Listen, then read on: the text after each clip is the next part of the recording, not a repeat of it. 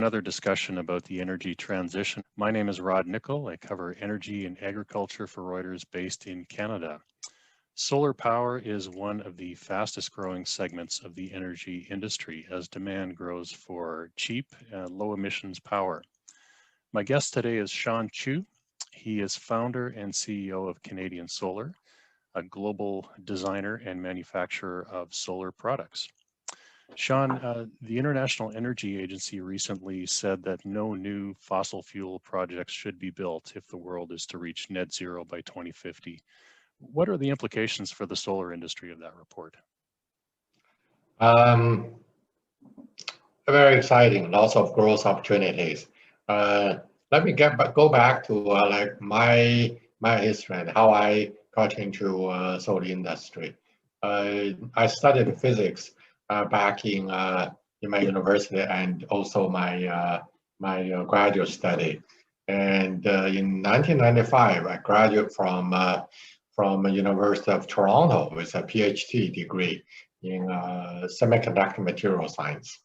And then I got a job with Ontario Hydro. It's now OPG, Ontario Power Generation.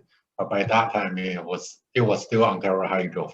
So, but my job was not to build nuclear at Ontario Hydro. Instead, I was in the research group to study silicon solar cell. You'll be surprised that Ontario Hydro actually had a R&D project, R&D team on solar cells so early. That was 1996. It was 6 years after the Kyoto Protocol. If you remember the Kyoto Protocol, that's the first time the world come together with some kind of agreement on climate change. But at that time, solar was still a very, very small business. The annual global installation is less than 100 megawatt, I believe. And I then went to France, worked for a pioneer French solar company in Lyon called Photowatt.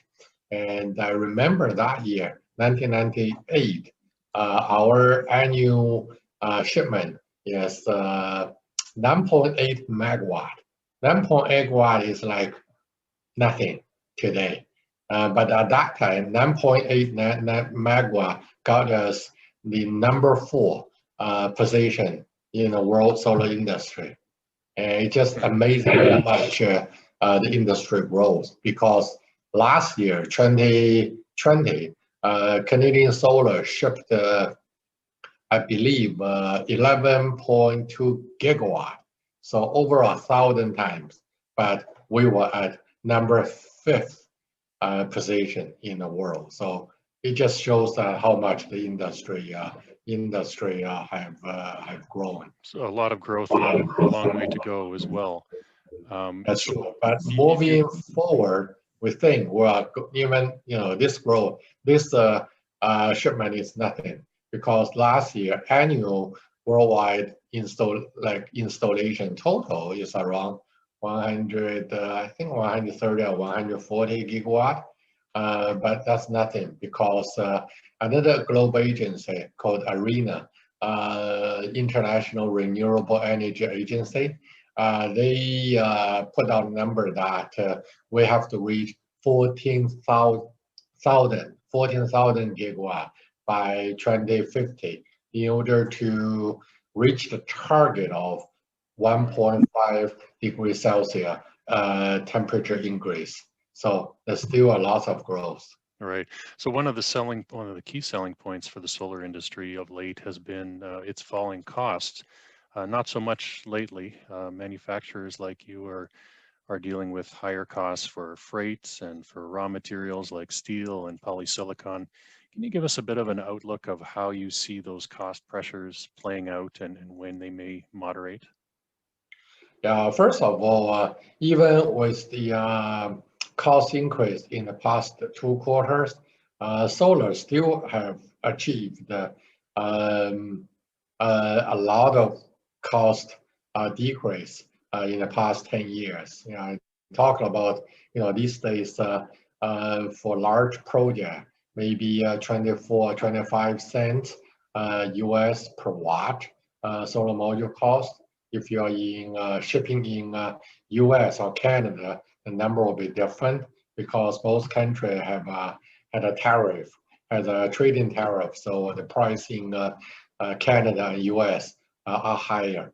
However, if we like roll back to 10 years ago, like let's say 2011, the cost, like 2009 or 2010 or 2011, the cost of solar module would be $3-4 US dollars per watt. Still, the time the price decrease is like we're only at maybe 1 of 20 times of price 10 years ago. The temporary cost increase, cost increase put pressures on both the project developers, EPC companies, and downstream brand name solar module suppliers like Canadian Solar. Indeed, lots of pressures. However, Solar is not the only company which experiencing this kind of pressures. The global inflation is there. The price inflation is, the cost inflation is there. It's not only solar, but steel, copper, silver, you name it, and also the shipping cost. So indeed, the pressure is there, and we are sitting tight and go through this turmoil. But I believe that it should be temporary. But it should be temporary, and also the IRR for the solar project is still good comparing with the fossil fuel. You do business around the world. Which markets seem to be most sensitive to these cost pressures, or where is demand, most sensitive to the recent higher cost? Well, I guess everywhere the price is sensitive. The market is sensitive to the price. No question. If you ask me to mention some particular market, I would say, for example, India. India market is a large market, but that market go for low price, so it's very sensitive. And the European market is also sensitive. There's no trade tariff, so European market reflect the market price. So whatever change, it affect the market a lot. Also, the European EPC companies handle many international projects. They are European companies doing EPC, but their project can be in a different part of the world, let's say South America or Australia. So there are lots of volumes go through the EPC company there, and the project, let's say project lead time is long. So some of the contract or the EPC design were done a year ago, and based on the price forecast by that time. And after 12 months, the world is totally different. So yeah, you've been talking about an IPO in China in the next year or two, I think. How might these cost pressures affect the timing of that? It's not Canadian Solar. It's one of Canadian Solar's subsidiary.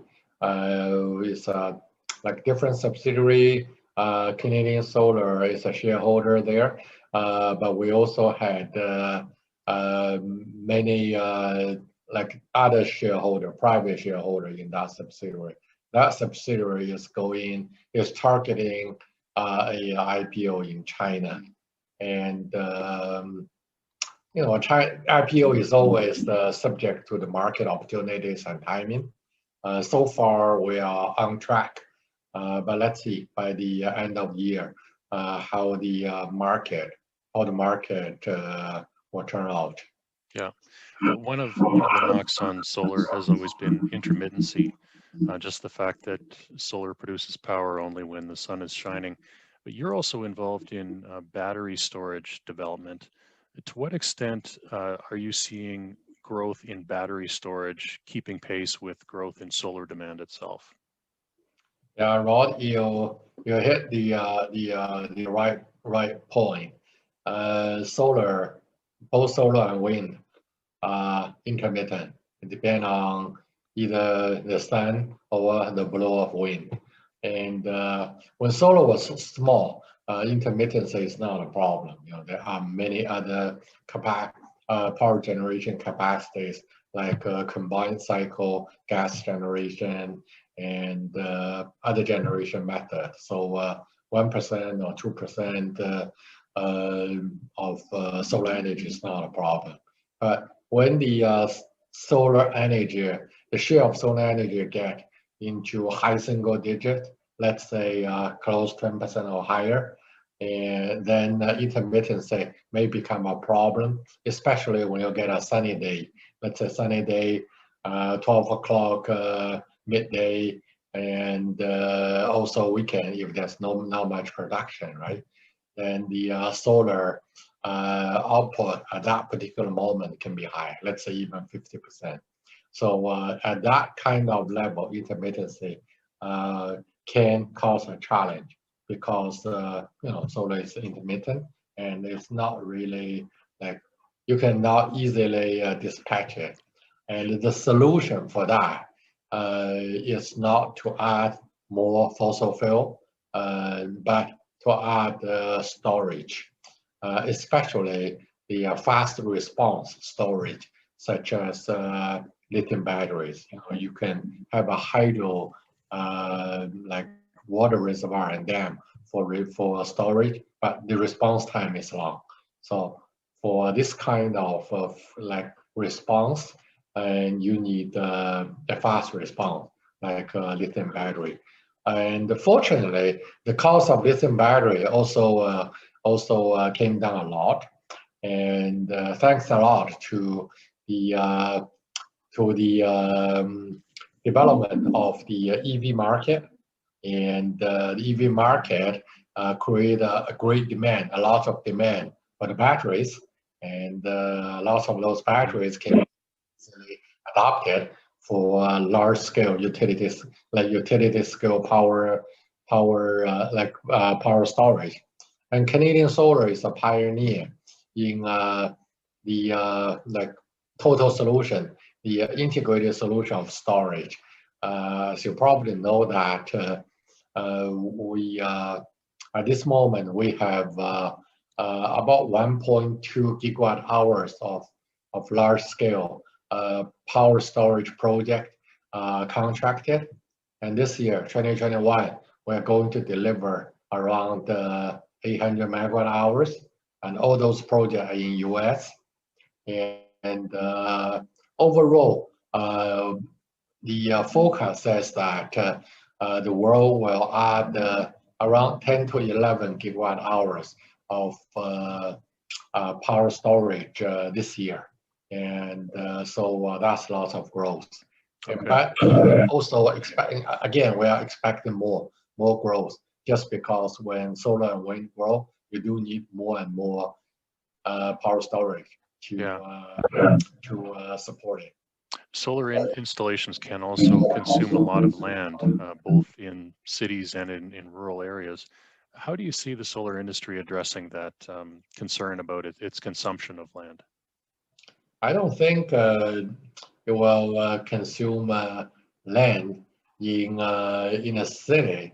It will rather consume your roof space, and the roof space which is now used. So the answer to our question is that we need to develop distributed generation, use the rooftop for the city. And for the city and also for the villages. And there will be, I think, eventually 30–40% or even more of the solar storage will come from the rooftop solar application. Now there will be the land-based solar installation. For that, we go through very strict environmental assessment, and Canadian Solar built a lot of solar farms in the desert areas. And when you build solar in the desert areas, it's not only use a piece of land which is not usable otherwise, but also helps to reduce the water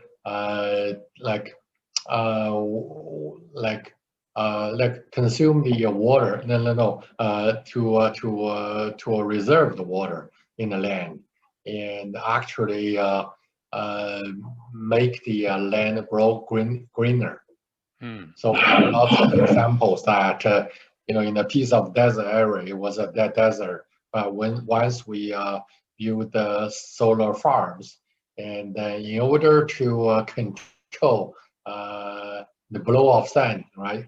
We actually plant grass, and then the grass start to grow, and eventually, a few years later, we have to cut grass rather than plant grass.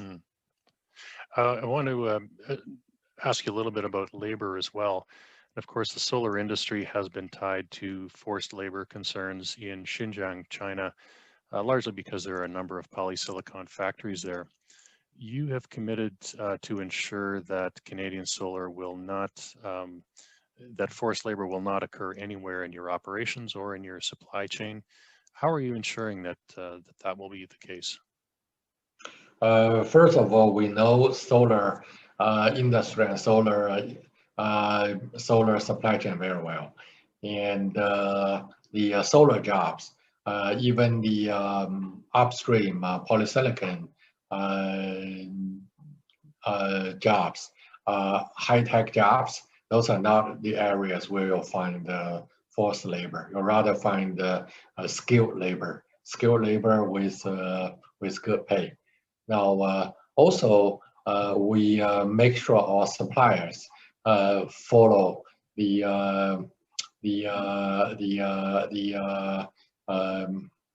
international accepted labor practice, and we also plan to include more labor policy and labor practice auditing in our supply chain auditing process. And the industry associations moving into this direction to develop the right auditing procedures, also based on what the laws of different countries require. And once at this moment there are some talks and maybe some concerns. However, we based on our knowledge, we don't see forced labor in our supply chain. And once some of the relevant countries finalize the new law and new regulations in terms of how to auditing the requirement of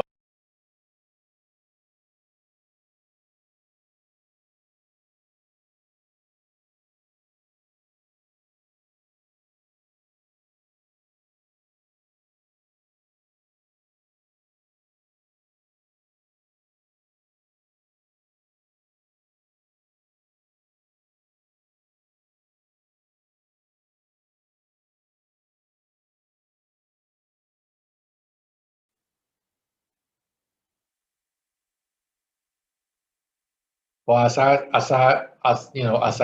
told you, we reasonably believe that there's no forced labor involved in our supply chain. Okay, but you do source polysilicon from Xinjiang then?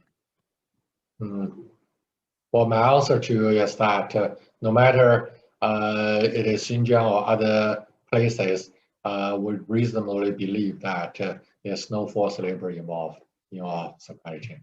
Yeah, is there any sort of third-party auditing that can be done if you are sourcing polysilicon in Xinjiang, just to ensure as a third-party verifier that there isn't any forced labor involved in your supply chain? This will be a long discussion if we get into this continue with this discussion, and we work on third party. We want the third party agencies, third party auditing agencies to participate in auditing. If any of the third party auditing firms are willing to work with us, we'll be more than happy. Recently, one of the main U.S. solar industry groups called on all solar manufacturers to remove their supply chains entirely from Xinjiang by June of 21, actually, this month. Is that something that you are working toward, or are you compliant with? As I said, we reasonably believe that there's no forced labor involved in our supply chain, and so our focus is to make sure that there's no forced labor, and all of our third-party suppliers commit and have the right practice there to ensure that. Okay, well, Shawn, thank you for your views.